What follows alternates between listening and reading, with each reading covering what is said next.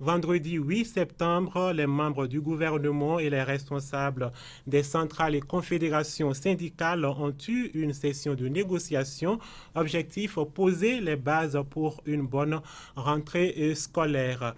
À cette rencontre, le gouvernement a exposé les différents efforts qu'il fournit ou bien qu'il a fourni pour que cette rentrée soit effective.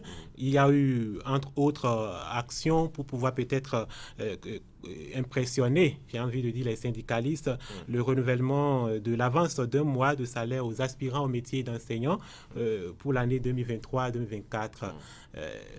Cette réalisation, ou bien cette avancée, comment est-ce qu'on peut... ce geste. Voilà, ce geste. Non, je pense que c'est un bon geste. Vous savez, qui refuse le cadeau, ou qui refuse quand lui améliore ses conditions de vie et de travail? Personne. Donc voilà, même vous qui êtes là, si vous descendez du plateau et qu'on dit qu'il y a quelque chose et tout, vous prenez. Donc personne ne peut cracher sur ça. Voilà. Mais il faut dire quand même que le gouvernement fait ou mène des actions en faveur des enseignants en général, qu'ils soient enseignants titulaires, qu'ils soient enseignants contractuels ou AME. Le gouvernement fait des efforts en fonction de ses moyens. Parce que, ne l'oubliez pas, nous sommes un pays dans lequel, et le chef de l'État, Patrice Talon, aime à le rappeler presque au quotidien, nous sommes un pays dans lequel tout est prioritaire en fait. Que ce soit l'éducation, que ce soit la santé, que ce soit le social, tout est prioritaire. Alors, quand vous dirigez un pays comme ça, ce n'est pas du tout facile de pouvoir accéder à certaines doléances. C'est pour cela que même au niveau des AME, je pense bien, si mes souvenirs sont bons, ils avaient une bataille des doléances et à un moment donné, même pendant les vacances, parce qu'ils voulaient quand même qu'on leur paye 12 mois sur 12, ils ont pu obtenir quand même 2 mois pendant les vacances, donc c'est quelque chose. Ils ont pu obtenir maintenant 1 mois avant la rentrée. Je pense que petit à petit, en fonction de la disponibilité des ressources, parce que ne l'oublions pas, excusez-moi d'être péremptoire, mais nous ne produisons rien. On n'a pas de l'or, on n'a pas de pétrole, on n'a pas de richesse minière comme le Congo ou comme je ne sais qui. Donc, franchement, comprenons que le gouvernement fait des efforts pour nous satisfaire chacun dans son compartiment. Et voilà. Je suis sûr que les syndicalistes qui vous suivent actuellement diront que vous êtes en train de défendre le gouvernement.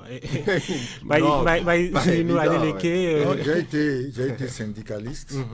Et j'ai été syndicaliste. Je crois que la marmite ici est ouverte et chacun a, comment dit-on, chacun de nous peut s'approcher de la marmite et avoir une idée, de son contenu.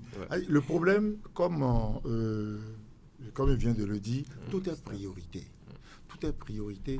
Et je dis, quand vous êtes dans un pays où tout est priorité, n'attendons pas la veille des événements pour poser les problèmes. Il vaut mieux imposer un planning qui arrangerait tout le monde.